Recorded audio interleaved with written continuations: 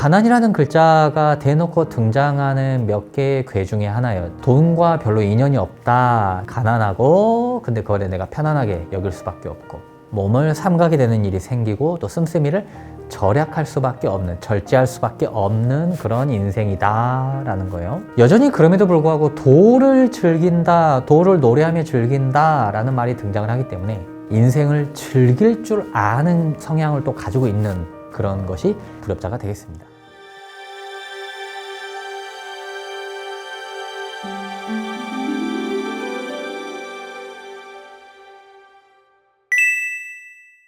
수택절 5효.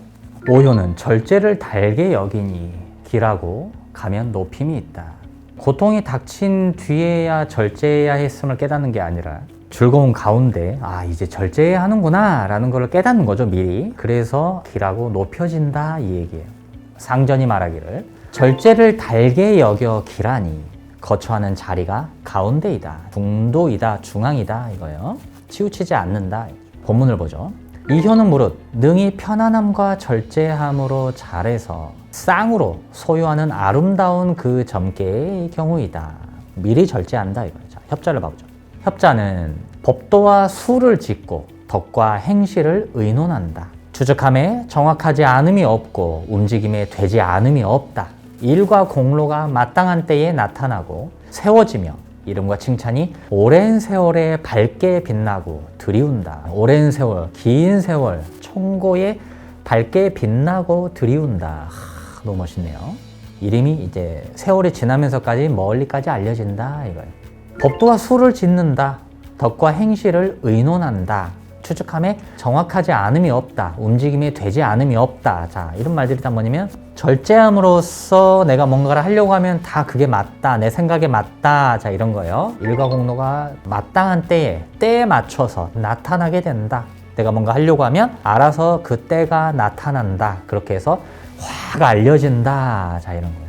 불협자로 가보죠. 다투지 않고 겨루지 않으며 사치하지 않고 화려하지 않다.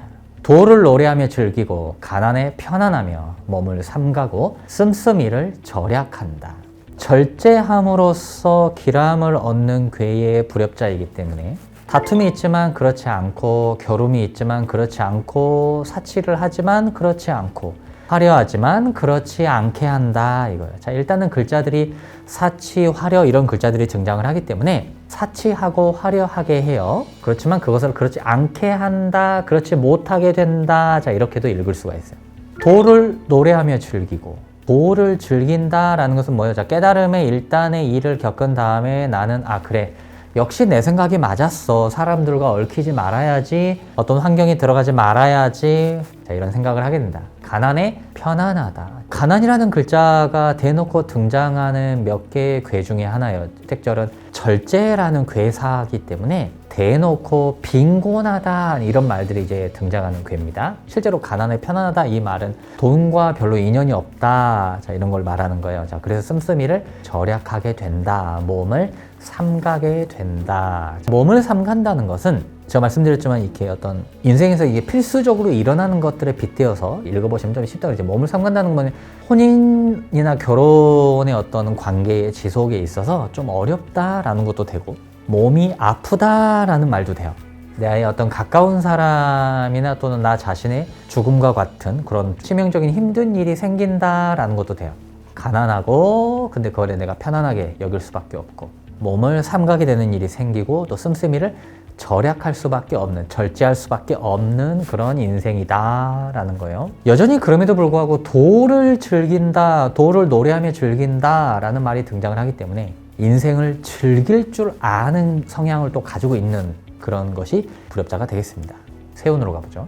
선천과 대운에서도 세운 항목이 만약에 협자나 불협자 글귀에 상충되지 않으면 같이 읽어서 보충을 해주는 것입니다.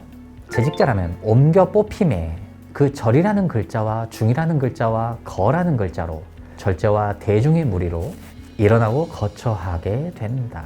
글자들이 의미하는 게 이러이러하기 때문에 이런 일이 일어난다 라는 거예요. 어떤 글자가 이렇다라고 하라기수가 굳이 그렇게 글자 하나하나를 지칭을 해줄 필요가 없음에도 불구하고 그 글자 하나하나를 지칭하는 이유들이 있을 거란 말이에요. 글자가 어떻다 할 때에는 이 글자들, 이 한자를 열심히 또 사전에서 찾아보시고, 제가 이제 여러분께 권유드리는 건 뭐냐면, 내 거나 내 주변 분들 것을 보실 때에는 정말 자세하게 보고 싶잖아요. 그럴 때는 어떻게 하시는 게 좋냐면, 한자를 파자하는 거를 찾아서 읽어보시면 좀 더 훨씬 도움이 많이 되세요. 예를 들어서 글자 자라는 글자는 그럼 이게 무슨 뜻이지? 가운데 중이라는 게 이게 무슨 뜻이지? 찾아보는 거죠. 찾아봄으로써 이 글자가 의미하는 것들이 이래서 이런 일이 일어나는구나. 이 글자가 이런 뜻이 있네. 찾아보심으로써 하라기수가 문맥 이상의 의미들을 무엇을 던지고 있는지를 아실 수가 있어요.